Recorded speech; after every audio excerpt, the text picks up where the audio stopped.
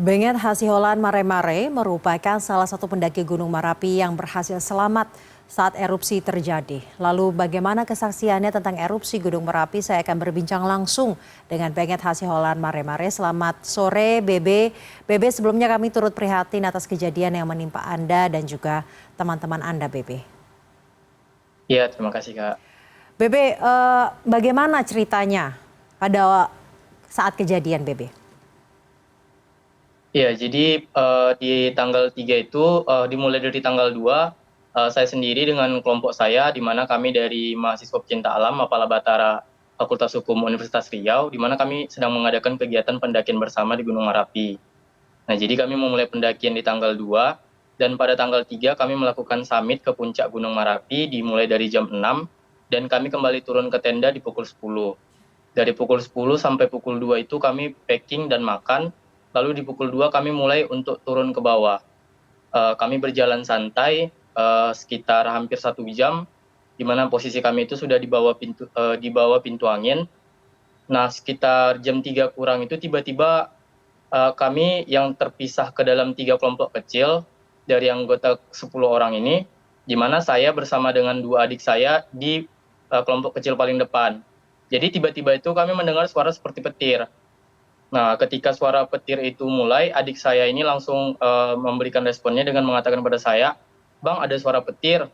Lalu yang satunya lagi menyahut, "Bang, di atas badai ya?" Nah, setelah itu muncul angin yang kencang sekali seperti angin akibat helikopter. Jadi adik saya ini langsung nyahut lagi, "Bang, kayak ada helikopter," gitu. Tapi saya tidak menyahut dari pertanyaan-pertanyaan adik saya ini karena saya sedang mendengarkan dengan seksama suara itu, karena menurut saya itu bukan suara petir karena suaranya sangat mendenging di telinga. Lalu setelah mendengarkannya langsung saya berkata, "Ini bukan suara petir, ini erupsi, ayo cepat kita turun," gitu. Nah, setelah kami berlari beberapa detik, adik saya ini langsung mereka menyadari bahwa rekan-rekan kami masih di belakang. Jadi mereka bilang, "Bang, gimana yang di belakang? Kita susul ke belakang nggak?" katanya. Lalu saya bilang, nggak boleh gitu. Kita harus selamatkan diri dulu, baru bisa nanti menyelamatkan mereka. Jadi kita lanjut aja dulu sampai ke pos paninjauan, karena di sana ada bekas warung yang mana kita bisa berhenti di tempat yang aman dan safety, karena posisinya ketika kami itu berlari ada 10 detik setelah kami memutuskan untuk berlari tadi, hujan batu. Hmm. Nah, makanya saya mengajak mereka untuk berlindung di sana biar safety untuk menunggu ke anggota tim yang lain. Sekitar 10 menit kami menunggu di situ, lalu akhirnya anggota tim yang lain sampai, di mana kalau anggota tim kami tidak ada yang luka serius, cuma ada beberapa yang memar karena terkena batu dari kawah. Dari pintu angin dan kemudian mendengar adanya erupsi hingga ke pos paninjauan ini Anda membutuhkan waktu berapa lama, Bebe? Dari pintu angin karena kami memang berlari itu seingat saya tidak sampai 15 menit, tidak sampai 10 menit kami berlari ke situ. Pada saat itu kondisinya sudah hujan batu berarti ya? Iya betul, waktu kami pertama mulai berlari itu, di situ belum hujan batu, cuman dia angin yang sangat kencang, terus suara dari atas gunung itu yang awalnya suara petir, terus berubah jadi seperti suara ledakan bom dan ada getaran. Di situ kami udah langsung memutuskan berlari, yang saya bilang itu erupsi, jadi kita harus berlari dengan cepat, itu kami sudah mulai berlari. Tidak sampai 10 detik dari kami mulai berlari itu langsung hujan batu, Kak. Baik. Tadi Anda mengatakan bahwa seluruh anggota tim Anda selamat walaupun ada beberapa yang menderita luka. Jumlahnya 10 ya dari tim Anda ya, Bebe? Iya betul, Kak. Baik, kemudian dari pos paninjauan kalian dievakuasi atau kemudian melanjutkan perjalanan hingga turun ke base camp mungkin? Setelah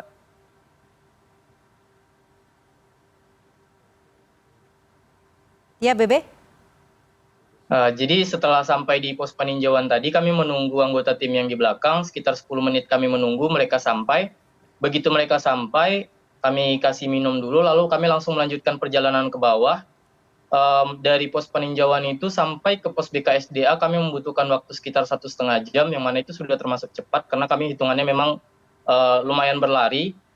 Dan sampai pos BKSDA itu belum ada tim dari pihak sana yang melakukan evakuasi. Jadi sekitar 1,5 jam dari kami setelah sampai baru ada yang bergerak tim-tim rescue dan ranger yang untuk melakukan penyelamatan.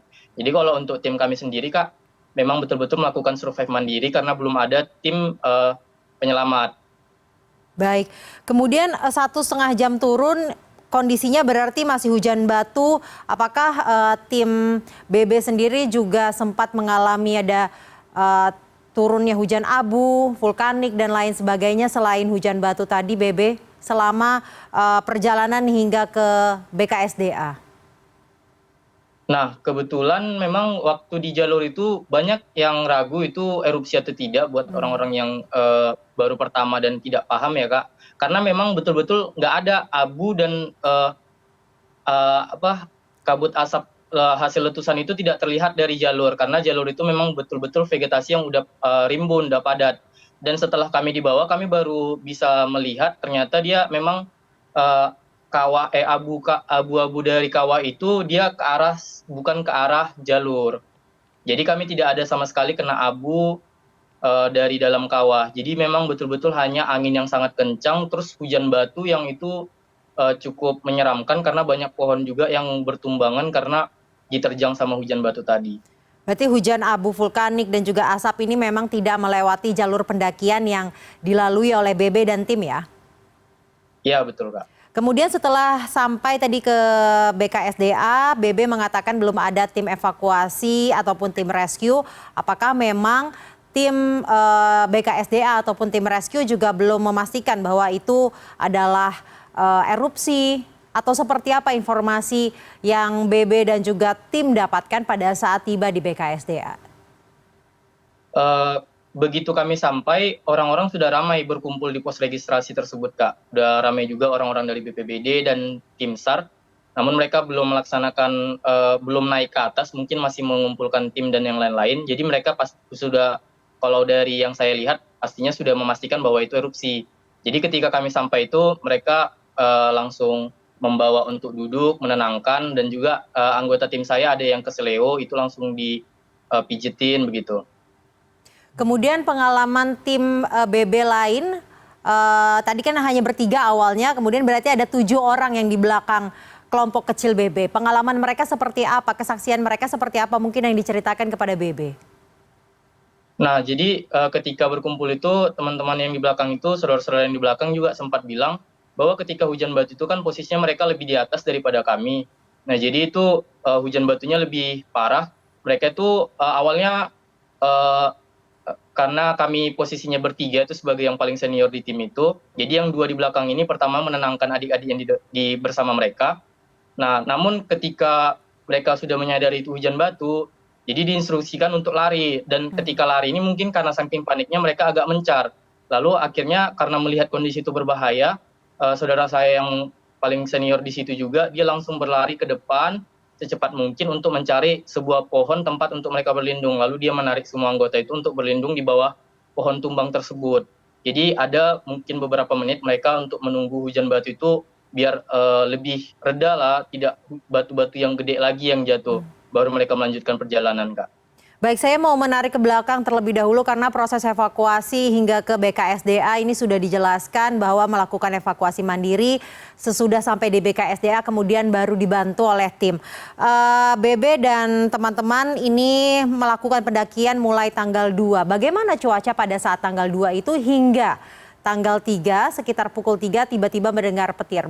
Cuacanya indah atau tidak, bagus atau tidak karena kan sempat mencapai puncak ya BB? Ya, betul, Kak.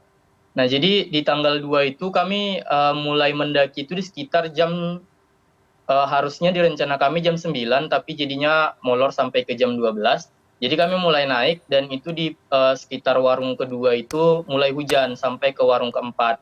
Namun kalau menurut saya pribadi karena sering naik gunung, hujan di jalur itu sangat wajar. Jadi kami anggap itu biasa, lalu kami sampai ke atas itu masih hujan juga malam-malam ketika kami mendirikan tenda. Sekitar jam 6 pagi kami untuk melakukan summit itu, sampai di Tugu Abel itu kabut yang memang betul-betul parah kabutnya memang, sampai semuanya ketutupan, tidak terlihat lapangan bola juga tidak terlihat, puncak Merpati juga tidak terlihat. Lalu agak setengah jam dari Tugu Abel kami mulai lagi berjalan untuk ke Puncak Merpati, kabutnya hilang.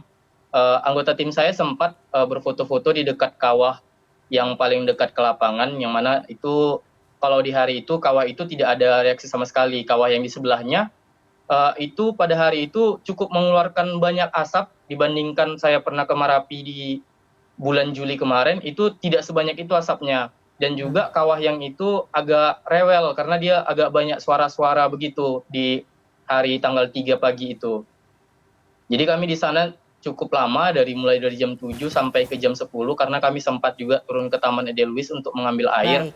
Dan kami juga karena kami memang kegiatan dari Mapala Batara itu semacam ekspedisi, kami sempatkan untuk memoto tiap-tiap bagian di puncak termasuk tiap-tiap kawahnya. Lalu kami turun ke bawah itu kabut lagi. Baik, itu artinya bahwa sebenarnya sejak tanggal 2 kondisi cuaca di Gunung Merapi tidak terlalu baik ya Bebe ya? Iya betul, Mbak. Baik, terima kasih Benget Hasiholan Mare-Mare telah membagikan kisahnya bagaimana melakukan evakuasi mandiri saat erupsi Gunung Merapi terjadi. Terima kasih Bebe dan sampaikan salam kami kepada teman-teman. Ya Kak.